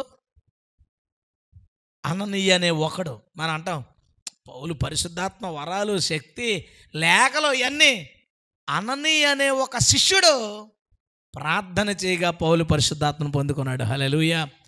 అపోస్తలుడైన పౌలు చేతన పరిచయం చూసి జనాలు అందరూ వచ్చి, ఏమండి మీలాంటి సేవకుని ఎవరండి బాబు పంపించిన ఆయన? ఎవరండి అంటే, అననీయ అని ఒక కుర్రాడు ఉన్నాళ్లే.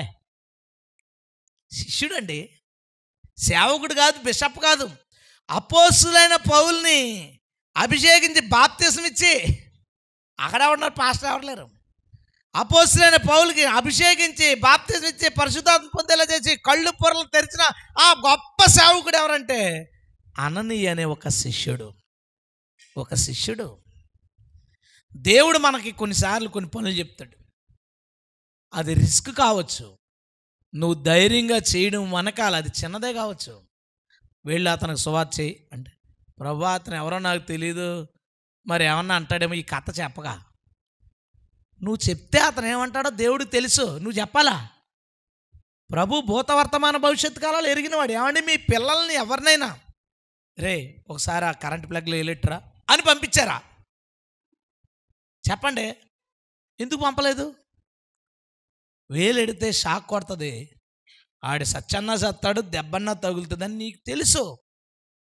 అలాంటి ప్రమాదంలోకి నువ్వు నీ పిల్లల్ని పంపవు. మరి దేవుడు ఎందుకంటే ప్రమాదంలోకి పంపుతాడు నిన్ను? ఒకవేళ ప్రమాదంలోకి నిన్ను పంపాలనుకుంటే నీ ప్రమాదం లేదా నీ మరణం అనేక మందికి దీవెనకరంగా ఉండేలాగే చేస్తాడు. దేవుని స్తోత్రం. ఎవడైనా తన ప్రాణాన్ని దక్కించుకోవాలనుకుంటే దాన్ని పోగొట్టేసుకుంటాడంట. ఎవడైనా ప్రభునితో తన ప్రాణాన్ని పోగొట్టుకోవాలనుకుంటే వాడు దక్కించుకుంటాడు. నేను చాలాసార్లు దక్కించుకుంటాను. నువ్వు కనుక మనం రిస్క్ వద్దు, కూల్గా వెళ్దాం. ఎందుకు అంత రిస్క్ జీవితంలో? భార్య ఉంది, పిల్లలు ఉన్నారు. ఏమంటే పేతురికి భార్య లేదా? పేతురికి భార్య లేదు. శుభ్రంగా ఎలా పడుకున్నాడని జైల్లో ఉంటే సేవ చేద్దాం, లేకపోతే పైకి ప్రభు దగ్గరికి పోదాం. అలాంటి వాళ్ళే భూలోకాన్ని తలక్రిందులు చేయగలరు. హల్లెలూయా. పిరికి పందలు ఎందుకు పని చేయరో? వాళ్ళు దేవుడికి అనవసరం. పిరికితనం ఉన్న వాళ్ళు దేవునికి అనవసరం. దేవుడు కనుక పలానా పరిచర్య చేయనన్నా అనిపించండి, ప్రభా ఆ పరిచర్య చేయాలంటే మా ఇంటి దగ్గర ఒప్పుకోరు తండ్రి, పలానా చోటుకి వెళ్ళాలంటే మా ఇంటి దగ్గర ఒప్పుకోరు తండ్రి. నాకు ఒక స్నేహితుడు ఉండేవాడు, తను మన మినిస్ట్రీలో వర్క్ చేసేవాడు. ఒక ఫిల్మ్ వర్క్ జరుగుతున్నప్పుడు తన భార్య ఫోన్ చేసింది. ఒక అర్ధరాత్రి షూటింగ్, తెలుసుగా షూటింగ్లు అంటే రాత్రి పగల తేడాలు ఉండవు. ఫోన్ చేసి, మళ్ళీ షూటింగ్కి వెళ్ళిపోయావా? వెళ్ళిపోయాను, 2 రోజుల్లో అయిపోద్ది, వచ్చేస్తాను అని. పొద్దున అక్కడే ఇంటి దగ్గర వెళ్ళిపోయి మళ్ళీ ఇంటి దగ్గర ఉంటాడు, టిఫిన్ అక్కడే చేస్తాడు, మళ్ళీ మధ్యాహ్నం భోజనం అక్కడే చేస్తాడు. సాయంత్రం తన పనులన్నీ ముగించుకున్న తర్వాత రాత్రి 9:30కి వచ్చేవాడు. 9:30 నుంచి 1 గంట దాకా చేసేవాడు. మిగతా టైంలో మేము అతను జబ్బలెట్టి అయ్యేటి చేసేవాళ్ళం. షూటింగ్ వస్తావా రావా అంతే. షూటింగ్ మధ్యలో ఉన్నాం, షార్ట్ మధ్యలో తప్ప రే ఏమనుకోకరా వెళ్ళిపోతున్నాను, ఒరే అట్లా వెళ్ళిపోయాడు. అప్పటికి మరుసటి రోజు వచ్చాడు. మేము మా షూటింగ్లోనే ఆగిపోతున్నాం. మరుసటి రోజు మళ్ళీ ఒక గంటన్నర చేశాడు. మళ్ళీ ఫోన్ చేసింది, వచ్చేస్తున్నాను, ఇంకా టెన్షన్ పడిపోతాను, వచ్చేస్తున్నాను. నువ్వు వస్తావా నేను వచ్చాను అక్కడికి అంతే. వాళ్ళు వేసిపోయి, రే పగలు వచ్చేస్తాను, ఏదోలా రేపు ఆగొట్టాయి, ఇంకెప్పుడు నేను ఏమీ చేయలేను, నన్ను వదిలే అన్నాడు. దేవుడు అతన్ని ఏర్పాటు చేసుకున్నాడు. అతనికి దేవుని పిలుపు ఉంది.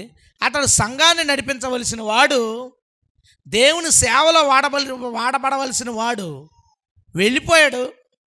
ఇక రాలేదు. తను బిజినెస్ ఏదో చేసుకుంటా ఉన్నాడు. కొంతకాలానికి బిజినెస్ పాడైపోయింది. మరి కొంతకాలానికి చాలా అప్పుల్లో కూరుకున్నాడు. కొంతకాలానికి తను ఫాదర్ చేసే చర్చెస్ ఏవైతున్నాయి ఎవరికైనా ఇచ్చేశారు. ఈరోజు బిజినెస్ లేదు, పరిచర్య లేదు. ఈరోజు ఎందుకు లేడు? కారణం చెడ్డోడు అంటే చాలా మంచోడు, మూర్ఖుడు అంటే కాదు తెలివైనోడు. బైబిల్ చదవడం అంటే బైబిల్ చదువుతాడు, బైబిల్ గురించి చాలా మంచి అవగాహన ఉంది. ఏంట్రా తేడా అంటే పిరికోళ్ళు దేవుడికి పనిచేయరు. ఎవడన్నా సేవకు పిలిస్తే, ఇప్పుడు ఈ ఉద్యోగం వదిలేసి సేవకు వస్తే, ఈ వ్యాపారం వదిలేసి సేవకు వస్తే ఎవరి దగ్గరికి వెళ్తున్నావు? దివాలా తీసినోడి దగ్గరికి పనిచేయడానికి వెళ్తున్నావు అనుకున్నావా? దివాలా తీసాడు యేసుప్రభు, జీతాలు ఇవ్వలేడు అనుకున్నావా? దివాలా తీసినోడి దగ్గర కాదు, దివానం ఆయన. దివానం అంటే అర్థం ఏంటో తెలుసా? ఎంతో డబ్బును కలిగి పెద్ద జమీందారు అంటారు కదా, వాళ్ళని దివానం అంటారు. దివాలా తీసినాడు కదా ఆయన, దేవుని స్తోత్రం. పిరిగి పందలో ఎందుకు పనిచేయరాళ్ళు? ఎందుకు పనిచేయరు? నేనే సేవకు రావడం గురించి ఒక చిన్న సువార్త చేయాలా, లేదా మన ఇంటి పక్కల వాళ్ళకి దేవుడి కోసమే చెప్పాలి. దేవుడు నిన్ను ఏదైనా పని చేయమని ప్రారంభిస్తే, ఏదో ఒక ఇమేజ్లు పరిచర్య, ఒక వీడియో పరిచర్య, నేను చేయగలనా? నేను చేయలేను, నా వల్ల కాదు. నీ వల్ల కానప్పుడు దేవుడు నీకు చెప్పడం, నీకు చెప్పాడంటే అది నీ వల్ల అవుతుంది. హల్లెలూయా. నీ వల్ల అవ్వదని ఎందుకు అనుకుంటున్నావంటే పిరికితనం. నీ వల్ల అవ్వని వాడి దగ్గరని దేవుడు వెళ్ళి ఇది చెయ్యని చెప్పడం. ఒకని వల్ల అవ్వని పని దేవుడు ఒకరికి అప్పచెప్పడు.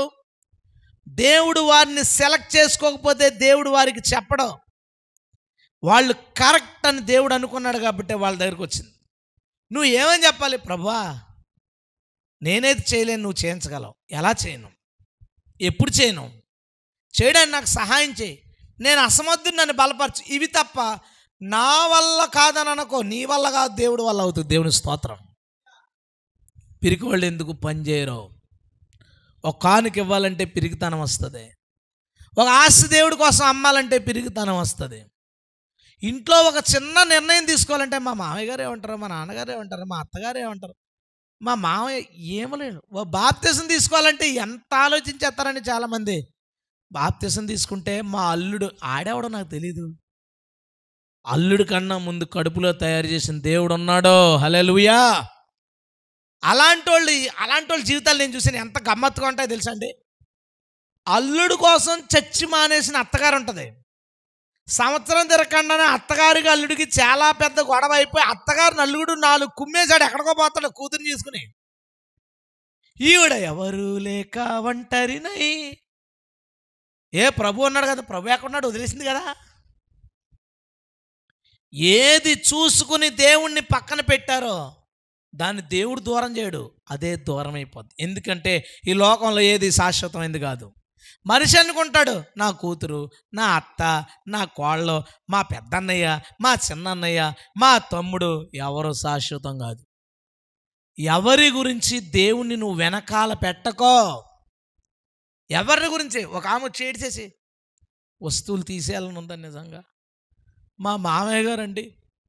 నేను అన్న వెంటనే ఏమీ చెప్పొద్దండి, మామయ్యని అత్తల్ని వదిలేసి వేరే కాపురాలు పెడేస్తాను రోజులండి అనగానే ఆవిడ ఆగిపోయింది. ఏమంటే మాది వేరే కాపురం.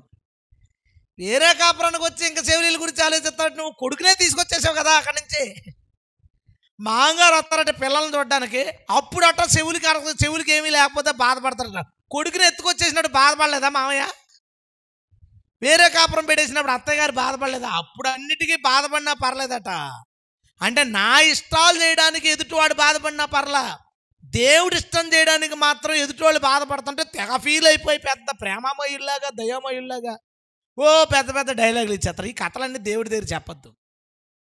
నీవు దేవుని కోసం ఏమైనా చేయమని దేవుడు నీతో మాట్లాడితే, దేవుడు నిన్ను ప్రేరేపిస్తే దాన్ని చెయ్యి. ఇదే పిలుపు మన వాళ్ళు ఎవరికైనా వచ్చింది అనుకుందాం, రాగానే చేసి అనే రాత్రి ఇలా దర్శనం వచ్చింది, మరి ప్రార్థన చేయి, దేవుడు నీతో కూడా మాట్లాడితే ఆలోచిస్తాను. సర్లేరా అయిపోయింది. ఫోన్ ఎట్టి పెట్టగానే ప్రవచన వారం ఉన్న వాళ్ళు ఫోన్ చేసి, సిస్టర్ లేదా బ్రదర్ ఇలా దర్శనం వచ్చింది, ప్రార్థన చేయండి, దేవుడు మీతో మాట్లాడితే ఏమైనా చూద్దాం. ఇంకొకరికి ఫోన్ చేసి, నాకు దర్శనం వచ్చింది, అదేంటో చెప్పను, ప్రార్థన చేసి దాన్ని చెయ్యాలో వద్దో దేవుడిని అడుగంటాడు. ఒక్కదానికి వెళ్తాడు ఎవడైనా? మళ్ళీ అడిగి, ఎందుకంటే లైఫ్ రిస్క్. సౌలు అనేవాడు మామూలుడు కాదు, లైఫ్ రిస్క్. కానీ ఒక్క దర్శనానికి వెళ్ళిపోయాడు ఏంటండి? ఒక్క దర్శనానికి. ఇప్పుడు ఎవరైనా పిలుపుకో మరోదానికో దేవుడు దర్శనించంటే మళ్ళీ మాట్లాడతాడు. మాట్లాడేదాకా చూద్దాం, మళ్ళీ మాట్లాడి 10 సార్లు అయిపోయింది, 11 సారి ప్రభువా ఏమి అనుకోక తండ్రి, ఇది ఒక్కసారి ఆఖరే, రెండో దానికి కూడా అలాగే అన్నాడు వీడు. ఇదే ఆఖరిది, ఇదే ఆఖరిది, ఇదే ఆఖరిదని మరలా మరలా మరలా అడుగుతాం.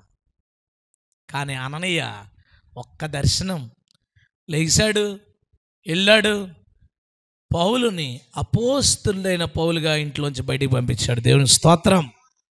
యేసయ్యకి ఆయన కోసం నిలబడే వాళ్ళు కావాలి.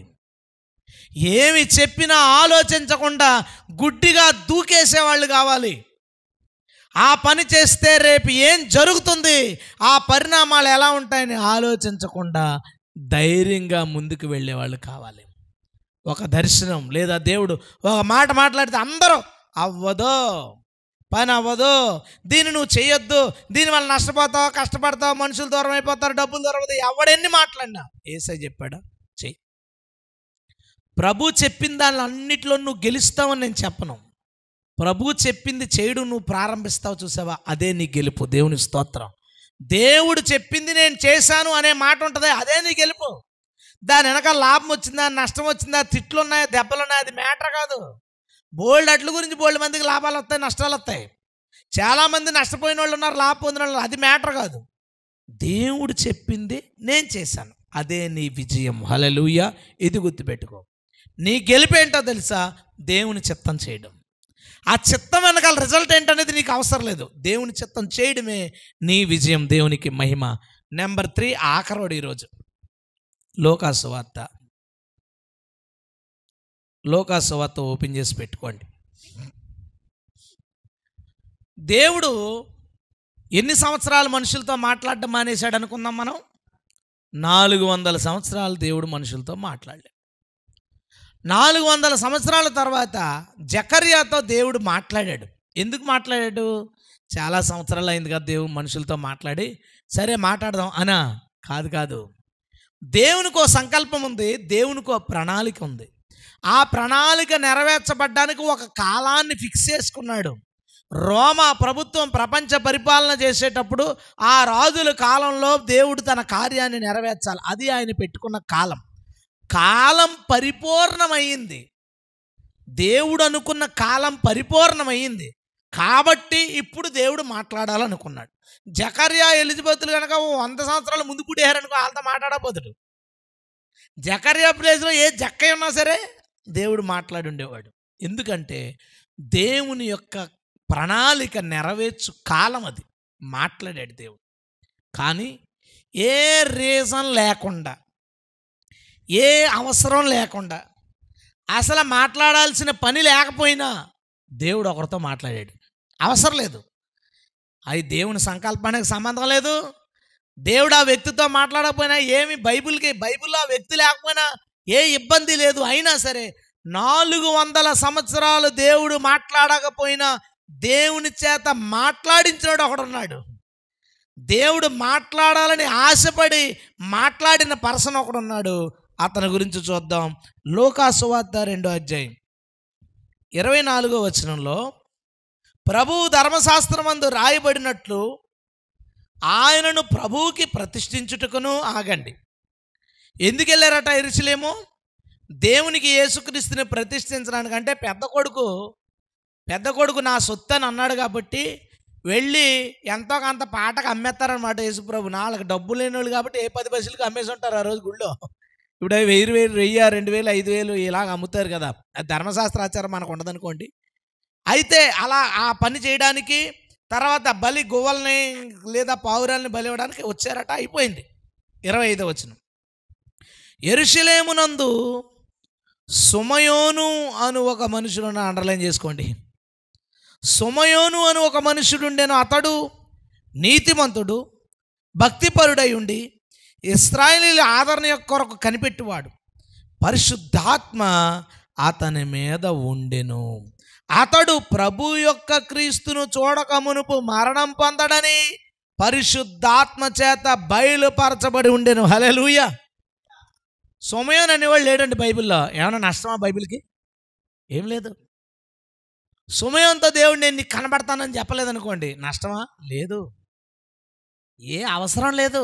కానీ ఒక భక్తుడు దొరికినప్పుడు దేవుడు మాట్లాడకుండా ఉండలేడు. హల్లెలూయా. సమూయేలు గురించి నాకు ఎంత మనసులో ఎంత ఆనందం వేద్దంటే, సమూయేలు గురించి ఒక మాట ఉంటుంది. ఆ దినములలో యెహోవా వాక్కు మనుషులకు వచ్చుట అరుదు. దేవుడు మనుషులతో మాట్లాడడం అరుదైన కాలంలో దేవుని వాక్యాన్ని తెచ్చాడు సమూయేలు. దేవుడు మనుషులతో పూర్తిగా మాట్లాడడం మానేసిన టైంలో కూడా దేవుని వాక్కు తెచ్చాడు ఈ సమూయేలు. హల్లెలూయా.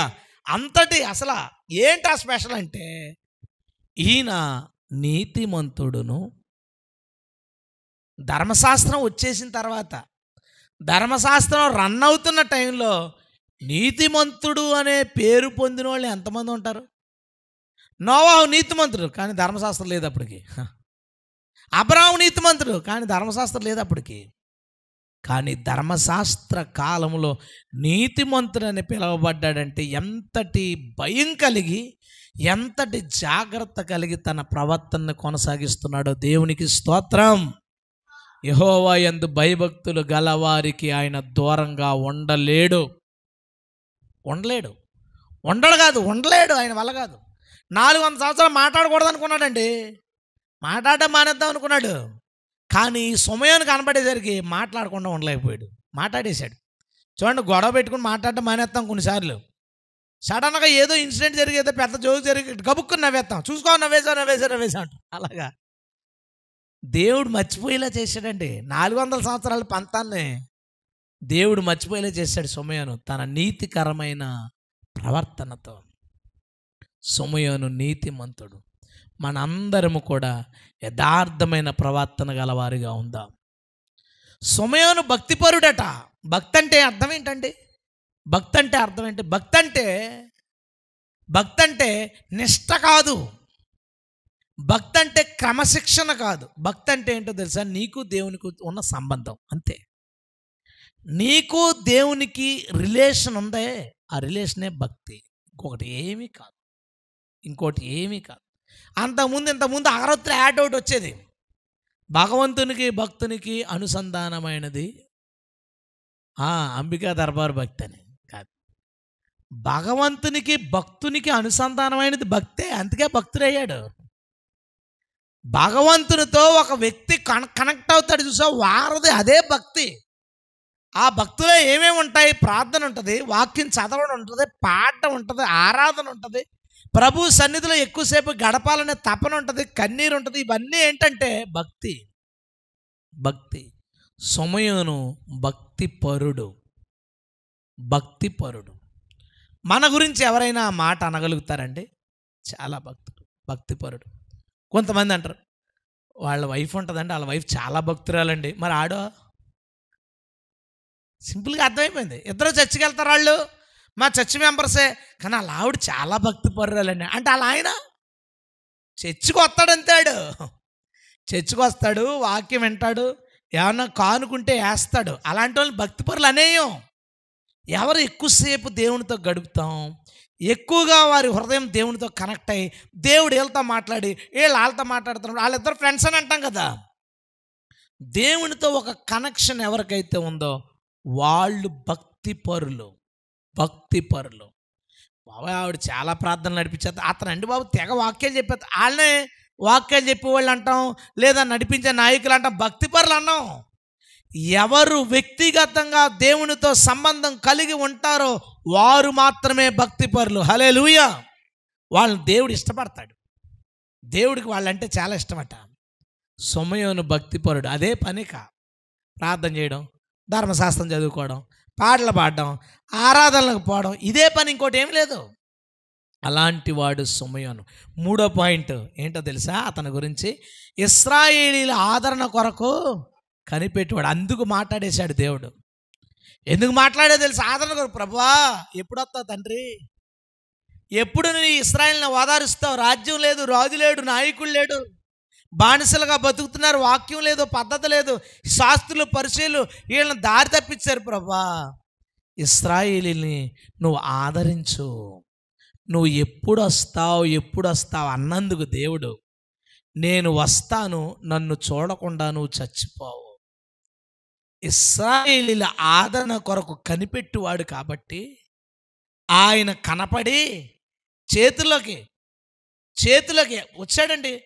పరిశుద్ధాత్మ ప్రేరణతో గదిలో ప్రార్థన చేసుకుంటున్నవాడు బయట ఉన్నానని చెప్పాడు. బయట ఉన్నానని చెప్తే ఆ పరిశుద్ధాత్మ లాక్కెళ్ళిపోతుంది ఆయన్ని. పరిశుద్ధాత్మ ప్రేమతో వెళ్ళిపోయి మరీ చేతిలో ఉన్న పిల్లోని లాగేసుకున్నాడు. లాగేసుకోగానే స్టన్ అయిపోయి ఉంటారు వాళ్ళు. ఆ పిల్లోని చూసి, నాదా ఇలాగు పోవడానికి నాకు అనుమతి ఇచ్చావా? ఇలాగు పోవడానికి ఎంత పొంగిపోయి ఉంటాడండి. ఏమన్నాడు? నీవు చూడకుండా చావు అంటాడు. ఈ సకల ప్రజల కొరకు నీవు ఏర్పాటు చేసిన రక్షణను నేను కన్నులారా చూచితిని. హల్లెలూయా. దేవుడు అనాది కాలము నుంచి ఏ రక్షణ అయితే ఇస్తానన్నాడో ఆ రక్షణను చిన్న బిడ్డ సైజులో చేతిలో పెట్టుకుని చూసి మురిసిపోయి అనుకున్నాడు, చచ్చిపోయినా పర్లేదు రాయక అని. అర్థం లేదా? ఎలాగూ నీ దాసుని పోనిచ్చుచున్నావా? కారణం ఏంటో తెలుసా? ఇశ్రాయేళ్ల రక్షణ కొరకు అతను కనిపెట్టాడు. ఈసారి ఎలా చచ్చిపోతాడు? అమ్మయ్యా, ఇశ్రాయేలుకి రక్షకుడు పుట్టేశాడు రా, దేవునికి స్తోత్రం. మనమేంటో తెలుసా?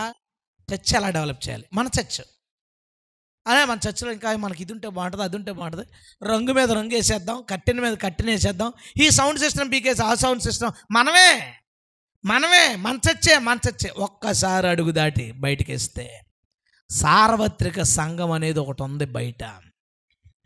అది కూడా దేవుని ఆస్తే. అందులో మనదొక చిన్న గది. ఆ సార్వత్రిక సంఘ క్షేమం గురించి ఎంతమంది ఎదురు చూస్తాం? ఎంతమంది దానికోసం బాధపడతాం? ప్రభువా, నీ సంఘం ఎలా ఉంది నాన్న, నీ సంఘం ఎలా అయిపోయింది నాన్న, నీ సంఘాన్ని బాగు చేయి ప్రభువా, ఇదిగో ఇలాంటి దుర్బోధలు ఉన్నాయి, నీ సంఘంలో ఇలా లోకం చొచ్చిపోయింది ప్రభువా, నీ సంఘంలో మనుషులు ఇలా ఉన్నారు ప్రభువా, పద్ధతులు ఎలా ఉన్నాయి ప్రభువా. దేవా, క్రైస్తవ సంఘతరాన్ని ఆదరించని ఎంతమంది ప్రార్థన చేస్తాం అక్కడ? సార్వత్రిక సంఘ ఆదరణ కొరకు ఎవరు కనిపెడతారో వాళ్ళని దేవుడు ప్రేమిస్తాడు. హల్లెలూయా. వాళ్ళతో దేవుడు విస్తారంగా మాట్లాడతాడు. ఏం డౌట్ లేదు. నేను నా చర్చు దీంట్లోకి 10 మందిని ఎలా లాక్కుని రావాలి, దీంట్లో జరుగుతున్న పాలిటిక్స్ ఏంటి, మనం ఎలాగా ఎవరిని ఇందులోంచి బయటకు నెట్టేయాలి, ఎవరిని ఇందులోంచి బయటకు తోసేయాలి, ఇంకా మనం డెవలప్ అవ్వాలంటే, జనాలకు ఆకర్షణీయంగా కనపడాలంటే ఇంకా ఏం లైటింగ్లు కొనాలి, ఏం తగిలించాలి. చర్చిలు చుట్టూరు లైటింగ్లే, ఫుల్గా లైటింగ్లే. ఇలాంటోడు ఎవడైనా పక్క చర్చికి వెళ్ళి ఒక 1000 రూపాయలు పెట్టి మైక్ కొనిస్తాడా? ఓ 2000 పెట్టి మైక్ కొనిస్తాడా? 5000 పెట్టి లైటింగ్ పెట్టుకుంటా. మన చర్చ్ ఉంటే దానికి పెట్టుబడి పెట్టుకోవచ్చు. మన చర్చ్ మనోళ్ళు. కానీ ఇల్లు దాటితే, గడప దాటితే సార్వత్రిక సంఘం అనేది ఒకటి ఆదరణ లేక కొట్టుకుంటుంది. దాని గురించి ప్రార్థించేవారు లేక, దాని గురించి ప్రయాసపడేవారు లేక అది దుఃఖపడుతుంది. ఎవరు దాని గురించి ఆలోచించేవారు? ఎందుకు మాట్లాడాడో తెలుసా? తన గురించి ప్రార్థన చేసుకుని ఉంటే దేవుడు అతనితో మాట్లాడకపోయి ఉండేవాడు. దేవుడు దేని గురించి బాధపడుతున్నాడో ఈ సమయాన్ని కూడా దాని గురించే బాధపడుతుంటే, నేను బాధపడే దాని గురించి బాధపడేవాడు ఒకడు దొరికాడు రాని వచ్చేసాడు. 400 సంవత్సరాల ఏదైతే మౌనం ఉన్నాడో బ్రేకప్ చేశాడు, మాట్లాడడం మొదలుపెట్టాడు, చెప్పేశాడు, ఇదిగో అక్కడ ఉన్నాను వచ్చే అంటున్నాడు. ప్రవచనం చెప్పాడు, వచ్చి అంటాడండి మరియతో మాట, అద్భుతమైన మాట అంటాడు. ఇతడు అనేక మంది పడుటకు లేచుటకు వివాదాస్పదమైన గుర్తుగా ఉంటాడు. ఇంకో మాట అన్నాడు, నీ గుండెల్లోకి, నీ హృదయంలోకి ఒక ఖడ్గము దూసుకుపోవును. 33వ వచనం నుంచి, యోసేపు అతని తల్లియు ఆయనను గూర్చి చెప్పబడిన మాటలు విని ఆశ్చర్యపోయారు. సిమెయోను వారిని దీవించి, ఇదిగో అనేక హృదయాలోచనలు బయలుపరచబడినట్లు ఇశ్రాయేలీయుల్లో అనేకులు పడుటకు తిరిగి లేచుటకు వివాదాస్పదమైన గుర్తుగా ఈయన నియమించబడి ఉన్నాడు. మరియు నీ హృదయంలోనికి ఒక ఖడ్గము దూసుకుపోవునని ఆయన తల్లి అయిన మరియతో చెప్పెను. నేను విశ్వాసగా ఉన్నప్పుడు passion of the Christ movie చూశాను. మొత్తానికి ఎలాగో సంపాదించుకుని అప్పుడు DVD ప్లేయర్లో వేసి చూసినప్పుడు నేను తట్టుకోలేక ఒక 2-3 రోజులు ఏడ్చి ఉంటాను. ఏడ్చిన తర్వాత రిలీజ్ అయిన తర్వాత నేను అనుకునేవాడిని, ఆ ఫిల్మ్లో అందరూ ఏడుస్తారు, యేసుప్రభుని సిలువేసేటప్పుడు అందరూ ఏడుస్తారు, మరీ ఏడవదు. మరీ అలా ఉండిపోద్ది ఆ ఫిల్మ్ అంతట్లో. ఆ సిలువ జరుగుతున్నంతసేపు నేను అనుకునేవాడిని, ఆవిడ ఏడ్చినట్టు పెట్టాలి కదా, పెద్ద కొడుకు అంటే ఎంత ప్రేమ ఉంటుంది. కానీ ఆయన సిలువ వేసినప్పుడు ఆవిడ ఏడ్చినట్టు ఎందుకు పెట్టదు, అలా ఉండిపోద్ది అంతే. కొంతకాలం తర్వాత నేను బైబిల్ చదువుతున్నప్పుడు ఈ మాట చూసి నేను అనుకున్నాను, ఆమెకి యేసు ప్రభు 7 రోజులు చిన్నప్పుడే ఆమె ఇతని వల్ల నాకు గుండె కోత వస్తుంది అని, ఈయన వల్ల ఒక ఖడ్గం నా మనసులోకి దూసుకుపోద్దని ఆమెకు అప్పుడే తెలుసు. అక్కడ రాస్తాడు, ఆ మాటలు వారి హృదయముల్లో ఉంచుకొనేను. యేసు తీసుకెళ్తున్నప్పుడు అది గుర్తొచ్చి ఉంటుంది, నా హృదయంలో ఖడ్గం వెళ్తుందని చెప్పారు. నేను ఒకరోజు నా ముద్దుల కొడుకు ఇలాంటి బాధ అనుభవించాల్సి వస్తుంది నాకు ఎప్పుడో చెప్పబడింది అనుకుని అలా ఉండి, నేను నిజంగా ఏడ్చుండొచ్చు, నాకు తెలియదు కానీ ఉండొచ్చు. బట్ ఆ ఫిల్మ్ అలా తీయడానికి బహుశా అది కారణం ఏమో అనిపించింది. అలాంటి ప్రవచనం ఒకటి ఆమెకు చెప్పాడు, భవిష్యత్తులో నీ కొడుకుని బట్టి నీ గుండెల్లో ఒక ఖడ్గము దూసుకుపోతుంది. అట్టి మాటలు అతడు పలికాడు. ఇశ్రాయేల్ ఆదరణ కొరకు కనిపెట్టువాడు ఆ రోజుల్లో ఉన్నాడు. సార్వత్రిక సంఘ ఆదరణ కొరకు కనిపెట్టువారుగా మనమందరం ఉందుముగాక. దాని కొరకు మన ప్రయాస మనము కనపరచాలి. దానికన్నా ముఖ్యంగా ప్రార్థన చేద్దాం, బలమైన ప్రార్థన చేద్దాం. ప్రభువా నీ సంఘాన్ని పరిరక్షించు. ఒకటి మర్చిపోవద్దు, మనం దేని కొరకు వేదన కలిగి ప్రార్థన చేస్తామో దేవుడు ఖచ్చితంగా దాన్ని దృష్టించుతాడు. మనం దేనికోసమైనా గట్టిగా అరిచి ప్రార్థన చేస్తే దేవుడు వినకపోవచ్చు. అదే పనిగా అందరం నా తర్వాత నువ్వు, నీ తర్వాత నేను గొలుసు కింద ఎరగొడేద్దాం ఒక అంశం గురించి అన్నప్పుడు దేవుడు ఆ ప్రార్థన వినకపోవచ్చేమో, నాకు తెలియదు, వినొచ్చు. కానీ ఒక అంశం కోసం నువ్వు వేదనతో ప్రార్థన చేస్తావు చూసావా, దేవుడు మాత్రం ఆ ప్రార్థన వింటాడు. హల్లెలూయా. ఎందుకంటే నువ్వు హృదయపూర్వకంగా చేసావు. నేను ఎప్పుడు భారతదేశం గురించి ప్రార్థన చేసేవాడిని కాదు. మన బాధలు మనకు ఉన్నాయి, సంఘ సమస్యలు సంఘానికి ఉన్నాయి. కానీ మొన్న ఈ అయోధ్య ఇష్యూ జరిగిన తర్వాత నా మనసులో బాధ వచ్చింది. వేదనతో నేను ప్రార్థన చేయడం మొదలు పెడుతున్నాను, చేస్తున్నాను. దాని గురించి వేదన కలుగుతుంది. నా దేశం గురించి నాకు అనిపించింది, ఒక దెబ్బ తింటారు వీళ్ళు, ఆ దెబ్బలోంచి కొందరు మారుదురుగాక.